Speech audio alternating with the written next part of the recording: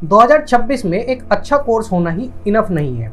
जिस course consultant के पास आज के टाइम में बेस्ट मार्केटिंग है, वही मार्केट को डोमिनेट कर रहा है। आज बहुत सारे एजुकेशन कंसल्टेंट रोज डेली एड्स चला रहे हैं, लीड्स भी आ रही है, इन्वेस्टमेंट भी डेली चल रहा है, लेकिन प्रॉब्लम तो वहीं आ रही है, या तो लीड्स इंटरेस्टेड नहीं होती, या फॉलोअप अच्छा नहीं होता, या फिर फनल ही पूरा ब्रोकन होता है। और इसी वजह से बहुत सारे एजुकेशन बिजनेसेस कभी स्केल ही नहीं कर पाते हैं। लेकिन आज की वीडियो में मैं सिर्फ आपको मेटा एड्स चलाना नहीं सिखाऊंगा, मैं यहाँ पे आपको एजुकेशन बिजनेस के ग्रोथ के सिस्टम को पूरी तरीके से दिखाने वाला हूँ कि कैसे इंटरेस्टेड लीड्स लाई जाती है, स्टूडेंट साइकोलॉजी किस तरीके से वर्क करती है, पेरेंट्स को कैसे ट्रस्ट बिल्ड होता है, व्हाट्सएप ऑटोमेशन किस तरीके से काम करता है, और कैसे कुछ इंस्टीट्यूट मेटा एड्स की हेल्प से लाखों एडमिशन जनरेट कर रहे हैं। ये वीडियो बिगिनर्स के लिए भी है और ये वीडियो उन बिजनेस ओनर्स के लिए भी है जो अपने एजुकेशन बिजनेस को एक नेक्स्ट लेवल पे लेके जाने चाहते हैं। तो अगर आप भी low quality lead, high CPI और इनकंसिस्टेंट एडमिशन से परेशान हो तो इस वीडियो को पूरा लास्ट तक देखिएगा,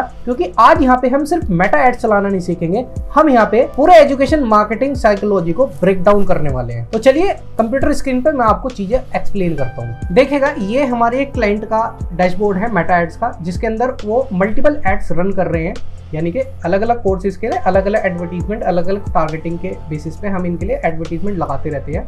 जैसे यहाँ पे मेडिकल फील्ड के कोर्सेज लेके आते हैं, मेडिकल फील्ड के अंदर जो भी कोर्सेज होते हैं उनके अंदर एडमिशन्स वगैरह करते हैं, तो उनके लिए अलग अलग सेपरेट एडमिशन्स के लिए कैंपेन्स चलाते रहते हैं। जिस तरीके से आप देख सकते हैं BMS, CMS, CD, GNM, BAMS, AM, GNM और भी मल्टीपल्स यहाँ पे बहुत सारे कैंपेन्स जो हैं ये चलाते रहते हैं। अभी देखिएगा, करंटली हमने इनके लिए 3 लाइव कर रखे हैं, और लास्ट हम 30 डेज़ के बारे में अगर बात करें तो लास्ट 30 डेज़ में इन्होंने जो कैंपेन यहाँ पे रन किए हैं उनके अंदर इन्होंने टोटल 4 कैंपेन रन किए हैं, जिसके अंदर इन्होंने एक कैंपेन के अंदर 141 लीड्स जनरेट की, एक के अंदर 71 लीड्स जनरेट करी, एक के अंदर 76 और एक के अंदर 68 लीड्स जनरेट करी। बजट समथिंग इनके अंदर जो आया है 16,000 यानी कि 20,000 के समथिंग इनका बजट रखा है इन्होंने। लास्ट 30 डेज़ के अंदर हम बात कर रहे हैं, एक बहुत लो बजट के बारे में बात कर रहे हैं। ये हमारे पास एक ऐसे क्लाइंट भी होते हैं जो लैक्स ऑफ रुपीस खर्च करते हैं मंथ के अंदर एजुकेशन कंसल्टेंट बिजनेस के अंदर ही। लेकिन मैंने एक छोटा सा एग्जांपल के लिए हमारे इस क्लाइंट के मेटा डैशबोर्ड के बारे में हम बात कर रहे हैं। तो अगर यहाँ पे 141 है, अगर इसको ही हम यहाँ पे बात करें तो 141 का अगर ये 5% भी अगर कन्वर्जन निकाल लेते हैं तो that's is a good deal. तो सिंपल सी ये चीज़ें मैं आपको इसलिए दिखा रहा हूँ कि मेटा डैशबोर्ड के अंदर भी किस तरीके से काम किया जाता है, लीड्स आती हैं एक्चुअल में, ये भी बहुत ज़्यादा जानना जरूरी होता है। चलिए अब इस चीज़ को ब्रेक डाउन करके समझते हैं कि किस तरीके से मेटा एड्स काम करता है, या मेटा एड्स के अलावा भी हम किस तरीके से या किन चीज़ों के ऊपर हम ध्यान रखेंगे तो हमारी चीज़ें बेटर होती हैं। चलिए अब समझते हैं पूरी मार्केटिंग फनल को हायर एजुकेशन के लिए किस तरीके से हम इसके अंदर यूज़ कर सकते हैं। देखिएगा, यहाँ पे अगर हम इसमें बात करें तो हमारे पास बहुत सारे सेक्टर्स आ जाते हैं, जैसे कि सबसे पहले हम बात करें कि एक स्टूडेंट की जर्नी क्या होती है, फिर ऑटोमेशन और टेक्नोलॉजी को किस तरीके से हम यूज़ कर सकते हैं, उसके बाद हम core pillars of admission growth क्या हो सकते हैं हमारे पास, बाद में उसके बाद बात करेंगे मेजरमेंट एंड परफॉर्मेंस के बारे में, और लास्ट में हम बात करेंगे कंज्यूमर साइकोलॉजी और ब्रांड के बारे में। पर हम बात करेंगे स्टार्टिंग से लेके चलें कि स्टूडेंट की जर्नी क्या होती है, तो सबसे पहले अगर हम इस चीज़ के अंदर देखते हैं तो सबसे पहला आता है अवेयरनेस। अवेयरनेस के बारे में अगर हम बात करें, ज़्यादातर लोग अवेयरनेस के सीधी सिंपल हिंदी भाषा में बात करेंगे तो अवेयरनेस का मतलब होता है ज़्यादा लोगों तक अपने मैसेज को पहुंचाना या अपनी बात को पहुंचाना। अब अगर हम अवेयरनेस के अंदर ही और चीज़ों का अगर समझना चाहें तो समझने के लिए हमारे पास बहुत सारी चीज़ें और भी आ जाती हैं। जिस तरीके से सबसे पहले अगर हमारा गोल होना चाहिए, गोल ये होना चाहिए कि हमारे बिजनेस का एक रेपुटेशन होनी चाहिए, एक ट्रस्ट बिल्ड होना चाहिए।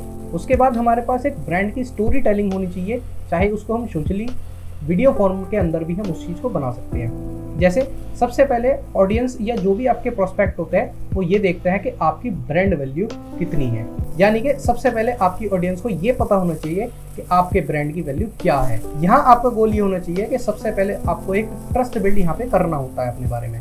आप यहाँ पे वेरियस चैनल्स यूज कर सकते हो, जैसे social media, OTT, audio video add या फिर सर्च एड वगैरह भी हम यहाँ पे यूज कर सकते हैं। उसके बाद हम अगर बात करते हैं कंसिडरेशन के बारे में, अगर हम देखें यहाँ पे तो हमारे पास और भी बहुत सारी चीज़ें आती हैं। जैसे गोल आता है हमारा prove value and career outcomes, यानी कि हमारे पास स्टूडेंट्स को यानी कि स्टूडेंट्स जो होते हैं कंपेयर करते हैं कि कौन सा इंस्टीट्यूट उनके लिए सबसे ज़्यादा बेटर रहेगा, हम ये भी बोल सकते हैं कि हमें यहाँ पे अपनी वैल्यूज़ को दिखाना पड़ता है, हमें अपनी वैल्यूज़ दिखानी होती है। हम यहाँ पे अपना पर्सनलाइज कंटेंट या सक्सेस स्टोरी वाला जो कंटेंट होता है अगर उसको डालते हैं तो वो बहुत ही ज़्यादा हमारे लिए हेल्पफुल होता है। यानी कि tactics personalise content alumni story, जैसे कि सिंपल भाषा में बोल सकते जो हमारे बेस्ट अचीवमेंट्स या बेस्ट स्टूडेंट्स हैं उनके लिए हम यहाँ पे उनके लिए कंटेंट उसका बना के रखें और उनको अपने चैनल्स के ऊपर पब्लिश करते रहें। उसके बाद अगर हम बात करें तो कन्वर्जन आता है, the proof of the promise. इसके अंदर भी अगर हमारी बात होती है तो गोल होता है हमारा, वो क्रिएट होता है फ्रिक्शनलेस एप्लीकेशन, यानी कि ऐसा एप्लीकेशन होना चाहिए ताकि किसी को भी किसी तरीके के प्रॉब्लम ना हो। यानी कि हमारे पास हाइपर पर्सनलाइज मैसेजेस होने चाहिए, हमें यहाँ पे ये पता होना चाहिए, यानी कि जो हमारे पास इंक्वायरी आ रही है उनको हमें एप्लीकेशन में कन्वर्ट करना होता है। हमें यहाँ पे स्ट्रॉन्ग फॉलोअप या काउंसलिंग के ऊपर बहुत ही ज़्यादा काम करना होता है। हम यहाँ पे चैनल्स भी बहुत सारे यूज़ कर सकते हैं, जैसे ईमेल हम यूज़ कर सकते हैं। यहाँ पे हम न्यूज़लेटर्स या ईमेल को बहुत ही प्रोफेशनली तरीके से यहाँ पे यूज कर सकते हैं ताकि हम अपने कन्वर्जन्स को इंक्रीज कर सकें। इसके बाद जो आता है वो आता है लीड नर्सरिंग। लीड नर्सरिंग का मतलब होता है लीड को हम किस तरीके से टैकल कर रहे हैं, किस तरीके से उसको नर्चर कर रहे हैं। उसके बाद हमारा जो गोल होता है उसके अंदर यही होता है कि किस तरीके से हम अपने लीड्स को इंस्टेंटली कन्वर्ट कर पा रहे हैं। देखो एक चीज़ यहाँ पे हमें माननी जरूरी है कि इंस्टेंटली कोई भी लीड कन्वर्ट नहीं होती है, उसके ऊपर हमें कुछ काम करना पड़ता है, फॉलोअप लेना पड़ता है, रेगुलर बेसिस पे फॉलोअप उसके जाना जरूरी होता है ताकि ट्रस्ट बिल्ड हो। अगर ट्रस्ट बिल्ड नहीं होता है इस बिजनेस के अंदर तो यहाँ पे हमारे पास कन्वर्जन होने के भी चांसेस कम हो जाते हैं। हम यहाँ पे उसके लिए ये कर सकते हैं कि हम उसको एक वेबिनार के अंदर लेके आ जाते हैं, हम यहाँ पे उसको फ्री गाइडेंस दे देते हैं या कोई वैल्यूएबल कंटेंट दे देते हैं ताकि उस स्टूडेंट की कुछ हेल्प हो जाए, कोई किसी प्रॉब्लम का सॉल्यूशन उसको मिल जाए।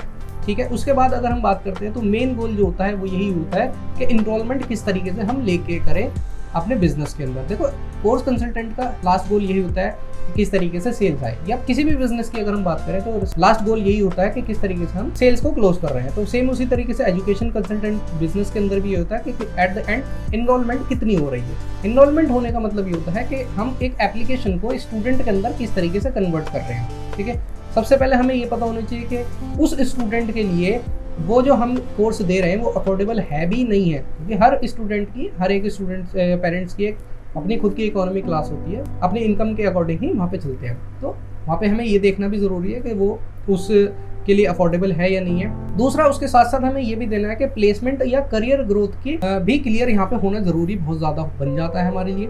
उसके बाद हम बात करते हैं कि किस तरीके से हम अपने बिजनेस के अंदर ऑटोमेशन या टेक्नोलॉजी को यूज़ कर सकते हैं। अब ऑटोमेशन टेक्नोलॉजी के मतलब क्या होता है, सबसे पहले हम लीड्स जो आ रही हैं उसको ऑटोमेट करते हैं। ठीक है, यानी कि समझते हैं कैसे होती है। अगर हम मेटा एड्स चला रहे हैं तो वहाँ पे हमारे पास ऑप्शन होता है कि हम एक CRM वहाँ पे इनेबल कर देते हैं और जैसे ही हमारे पास कोई लीड्स आती है तो ऑटोमेटिकली वो हमारे पास फैच हो जाती है, जो भी हमारी शीट होती है या वर्कशीट होती है उसके अंदर आ जाती है। यानी कि जो भी हमारी टीम होती है उसको इंस्टेंटली वहाँ पे नोटिफिकेशन पहुँच जाती है ताकि इंस्टेंटली वो उस स्टूडेंट से कनेक्ट हो जाए और अपनी सारी चीज़ों को डिलीवर कर दें और उससे जल्द से जल्द सारी चीज़ों को, सारे फॉर्मेलिटीज़ या जो भी प्रोसेस होता है उसको कंप्लीट कर पाते हैं। ठीक है, अब ये टॉपिक ऐसा है कि अगर आप कमेंट करके मुझे ये बताओगे कि ये CRM किस तरीके से इनेबल किया जाता है मेटा एड्स के अंदर, तो आप कमेंट में मुझे बता दीजिए, मैं इसके लिए एक सेपरेट वीडियो आपके लिए बना दूंगा।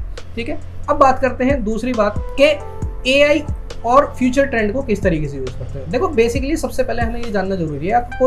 अब यहाँ पे हम अगर बात कर रहे हैं किसी भी बिजनेस प्रोफेशन की, अगर आज के टाइम पे वो AI को यूज़ नहीं कर रहा है तो बहुत ज़्यादा पीछे है। AI को यूज़ करना आज के टाइम में मैंडेट हो गया है। सेम उसी तरीके से एजुकेशन कंसल्टेंट बिजनेस के अंदर भी हमें AI और फ्यूचर ट्रेंड्स को मानना ज़रूरी है, यहाँ पे बन जाता है।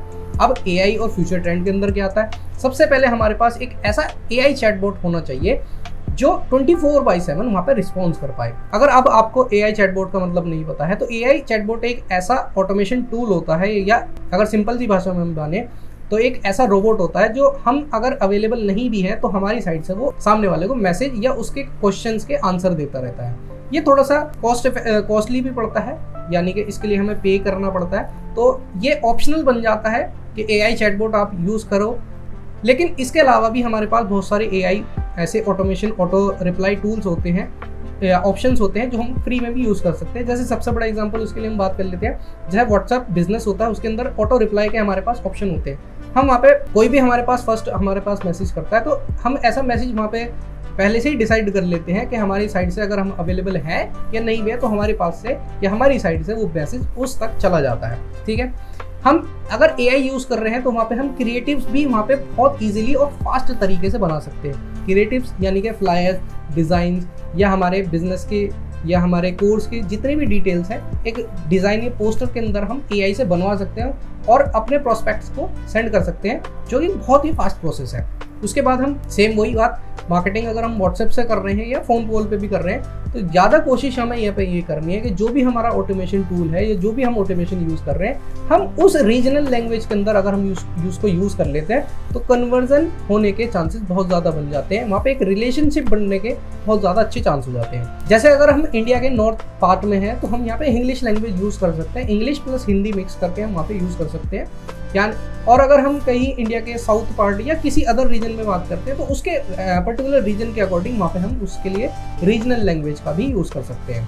अब ये तो रही है AI के बाद ऑटोमेशन की बात। अब यहाँ पे core principle of admission growth के बारे में भी हम यहाँ थोड़े बारे में बात कर लेते हैं। अब देखो, सबसे पहले यहाँ पे हमारे पास आ जाता है लोकल SEO। बहुत ज़्यादा इंपॉर्टेंट चीज़ होती है लोकल SEO, यानी कि गूगल माई बिजनेस प्रोफाइल के बारे में हम ये बात कर रहे हैं। गूगल माई बिजनेस स्ट्रॉन्ग होना बहुत ही ज़्यादा ज़रूरी है। हमें यहाँ पे उसके ऊपर रिव्यूज़ और रेटिंग्स के ऊपर बहुत ही ज़्यादा ध्यान देना होता है। हमें यहाँ पे सोशल प्रूफ्स देने बहुत ज़्यादा ज़रूरी है। ठीक है, उसके बाद अगर हमारे पास वेबसाइट है, बहुत ही ज़्यादा मैंडेट हो जाता है यहाँ पे, जैसे गूगल माई बिजनेस है, उसी तरीके से वेबसाइट भी एक एजुकेशन कंसल्टेंट बिजनेस के अंदर बहुत ही ज़्यादा ज़रूरी हो जाती है। अब हमारे पास एक वेबसाइट होनी बहुत ही ज़्यादा ज़रूरी होती है। एक बिजनेस के अंदर वेबसाइट जो रोल प्ले करती है वो सबसे बड़ा ट्रस्ट बना देती है ऑटोमेटिकली, क्योंकि आपको पता है कि हर एक स्टूडेंट, हर एक प्रोस्पेक्ट आपके बारे में सारी डिटेल्स लेके आता है, तब भी आपके पास आता है। तो आपको सबसे पहले वेबसाइट के ऊपर भी ध्यान देना है और वेबसाइट को भी इस तरीके से आपको डिज़ाइन करना है जो फास्ट लोडिंग हो और मोबाइल फ्रेंडली हो, क्योंकि आपको पता है आज के टाइम में सबसे ज़्यादा जो लोग डिवाइसेस यूज़ करते हैं वो मोबाइल फ़ोन ही यूज़ करते हैं। बहुत ही रेयर चांसेस होते हैं कि कोई लोग लैपटॉप्स के थ्रू या कोई प्रोफेशन जो होता है वो लैपटॉप को यूज़ करता है। तो हमें यहाँ पे ध्यान होना है कि हमारी वेबसाइट जो होगी वो मोबाइल फ्रेंडली और फास्ट लोडिंग होनी चाहिए। उसके बाद हम यहाँ पे अपना वीडियो कंटेंट जनरेट करेंगे, क्योंकि एक डेटा के अकॉर्डिंग अगर हम बात करें तो 78% जो स्टूडेंट होते हैं वो वीडियोस के थ्रू ही इन्फ्लुएंस होते हैं। ठीक है, हमें रील्स बनानी है, शॉर्ट्स बनाना है, ताकि हम अपना ट्रस्ट बिल्ड कर सकें, साथ ही साथ हम अपने मैसेज को भी डिलीवर कर सकें। उसके बाद अगर हम बात करें कि यहाँ पे जो आज के टाइम में बहुत डिमांडिंग चीज़ है वो है UGC, यूजर जनरेटेड कंटेंट, यानी कि एक सबसे बड़ा इंपॉर्टेंट रोल प्ले करने वाली चीज़ कि हम अपने बिजनेस के लिए कर सकते हैं। उसके अंदर हम अपने रियल स्टूडेंट्स का टेस्टिमोनियल्स बनवा सकते हैं वीडियो फॉर्मेट के अंदर, ताकि हम अपने मार्केटिंग के अंदर एक पावरफुल मूव यूज़ कर सकें जो कि कोई और यूज़ ना कर रहा हो। हम यहाँ पे अपनी फेक ब्रांडिंग को ना यूज़ करके एक रियल मार्केटिंग को यूज़ करेंगे तो बेटर रिजल्ट आने के चांसेस ज़्यादा हो जाते हैं। उसके बाद हम बात करें, अगर मेजरमेंट एंड परफॉर्मेंस की बात करें तो इसके अंदर हमारे पास मेटा एड्स की हम बात करेंगे अब यहाँ पे, तो हमारे पास जो आ जाती है 3 चीज़ें आ जाती हैं, top of the funnel, mid of the funnel और बॉटम ऑफ द फनल। हम यहाँ पे मेटा एड्स के लिए फनल किस तरीके से यहाँ पे हम बनाएंगे, उनको देखेंगे, किस तरीके से उसको मैनेज करेंगे। अगर हम बात करें टॉप ऑफ द फनल की, तो सबसे पहले हमें यहाँ पे हमें देखना होगा कि हमारी ब्रांड अवेयरनेस किस तरीके से चल रही है, हमारी इंप्रेशन कितने जा रहे हैं, हमारी रीच कितनी जा रही है, कितने लोग हमारे बिजनेस के कितने लोग हमारे कैंपेन को देख रहे हैं। बेसिकली ये यहाँ पे हमें टॉप ऑफ द फनल पे ज़्यादा ध्यान देना होता है। उसके बाद अगर हम मिड ऑफ द फनल की बात करें तो मिड ऑफ द फनल में हमें 2 चीज़ें देखनी पड़ती है, inquiry of the volume and CPL, यानी कि हमारी कितनी हमारे पास इंक्वायरी या लीड्स आ रही हैं और कॉस्ट पर लीड्स जो जा रही है वो कितनी जा रही है, यानी कि CPL या CPR मतलब कॉस्ट पर रिजल्ट। ठीक है, ये भी हमें यहाँ पे ध्यान देना होता है top middle of the funnel के अंदर। फिर उसके बाद अगर हम बॉटम ऑफ द फनल की बात करें, बॉटम अगर फनल की बात करें तो इसके अंदर हमें देखना होता है कि कितने स्टूडेंट्स ने हमारे पास इनरोल किया, यानी कि फाइनल ROI कितना हुआ और हमारे पास रेवेन्यू कितना जनरेट हुआ एट द एंड। ठीक है, ये सब चीज़ें होती है अगर हम मेटा एड्स के बारे में, कैंपेन की अगर हम बात करते हैं।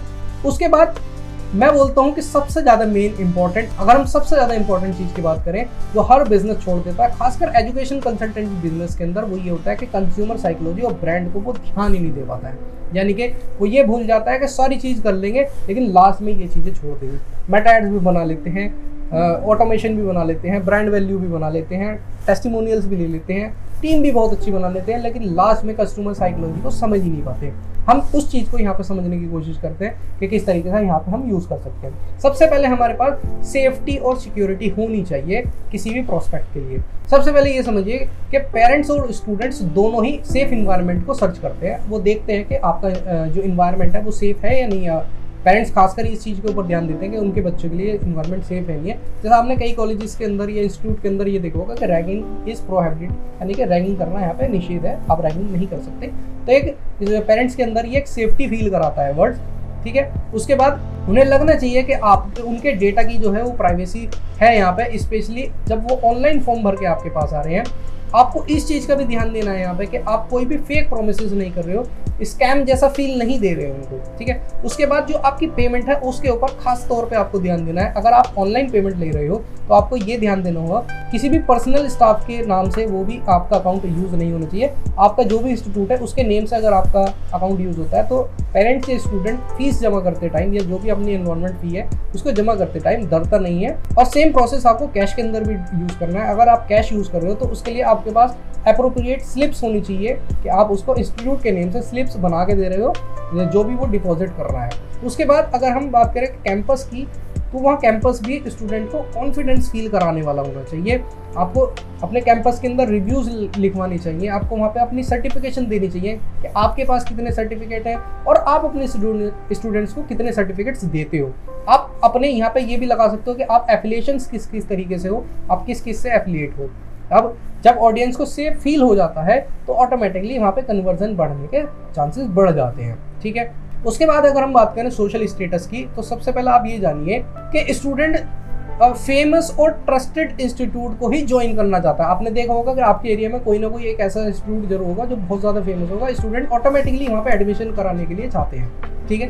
तो यहाँ पे हमें ये भी सोशल स्टेटस की भी बनानी जरूरी है, एक ब्रांड वैल्यू भी हमें बनानी जरूरी है, क्योंकि ब्रांडिंग डायरेक्टली एडमिशन को इफेक्ट करती है। अगर आपकी अच्छी है तो एडमिशन बढ़ जाएंगे और खराब है तो घट जाएंगे। उसके बाद अगर हम ROI की बात करें, रिटर्न ऑन इन्वेस्टमेंट की बात करें, तो पेरेंट्स देखते हैं कि उनके बच्चा इस कोर्स को करने के बाद कितना सक्सेसफुल होगा या कितनी का पे आउट का उसका, या बोल सकते हैं कि कितने की उसकी जॉब लगेगी, बेसिकली पैकेज उसका कितना बनने वाला होता है, ठीक है। प्लेसमेंट और करियर का आउटकम यहाँ पे कितना निकल के आता है, आपकी प्लेसमेंट अपॉर्चुनिटी कितनी है आपके पास, आप कितने प्लेसमेंट देते हो पर ईयर, आपके कॉलेज के बारे में बात कर रहे हैं यहाँ पे। और उसके बाद आता है silent research behaviour. Most important है कि हर स्टूडेंट सबसे पहले आपके बारे में पूरी जानकारी लेके आ चुका होता है। अब आपको अगर उससे आप कुछ छुपाते हो तो ये आपकी मिस्टेक है। आप अपनी वेबसाइट पे सारी चीज़ें अवेलेबल रखो और वही अपने स्टाफ को बताओ कि आप सामने भी यही चीज़ें डिलीवर करोगे। आप वहाँ पे रिव्यूज़ डलवाइए, सोशल प्रूफ वहाँ पे बहुत ज़्यादा इंपॉर्टेंट रोल प्ले कर सकते हैं, जैसे हम टेस्टिमोनियल या UGCs के बारे में हम बात कर सकते हैं यहाँ पे। तो फ्रेंड्स, आज हमने समझा कि एड्स चलाना ही सिर्फ इनफ नहीं है, हमें पूरा सिस्टम बनाना होता है, क्योंकि कोर्स कंसल्टेंट बिजनेस एक इस तरीके का बिजनेस है, वहाँ पे एक पूरा इकोसिस्टम बनाना बहुत ज़्यादा जरूरी हो जाता है आपके लिए। और अगर आपको ये सब चीज़ें बहुत सीमलेसली चलानी है तो ये सिस्टम आपको पूरा बिल्ड करना पड़ेगा, क्योंकि एजुकेशन इंडस्ट्री में लोग कोर्स नहीं खरीदते, वो अपने फ्यूचर को खरीदते हैं। और जो कंसल्टेंट अपनी ऑडियंस की साइकोलॉजी को समझ लेता है वो मार्केट को डोमिनेट कर लेता है। अगर ये सारी चीजें आप फॉलो करते हो तो डेफिनेटली आपके बिजनेस के अंदर ग्रो होगी। अगर फिर भी इस मेटा एड से रिलेटेड या इस पूरे सिस्टम के अंदर आपको कोई भी इशू होता है तो डिस्क्रिप्शन के अंदर मैंने अपनी ईमेल आईडी दे दी है, आप वहां पे जाके मुझसे बात कर सकते हो और अपने बिजनेस के एक छोटी सी ऑडिट मुझसे ले सकते हो। वीडियो कैसी लगी आप कमेंट करके बता सकते हो। तो वीडियो को लाइक जरूर करो, शेयर करो उन फ्रेंड्स को ये वीडियो जो लोग एजुकेशन फील्ड के अंदर हैं या एजुकेशन कंसल्टेंसी बिजनेस के अंदर है और उनको इस सिस्टम की ज़रूरत है। और अगर चैनल पे न्यू हो तो चैनल को सब्सक्राइब जरूर कर लो, क्योंकि हम इस चैनल के ऊपर मार्केटिंग से रिलेटेड बहुत अच्छे कंटेंट डालते रहते हैं। Till then take care, bye bye.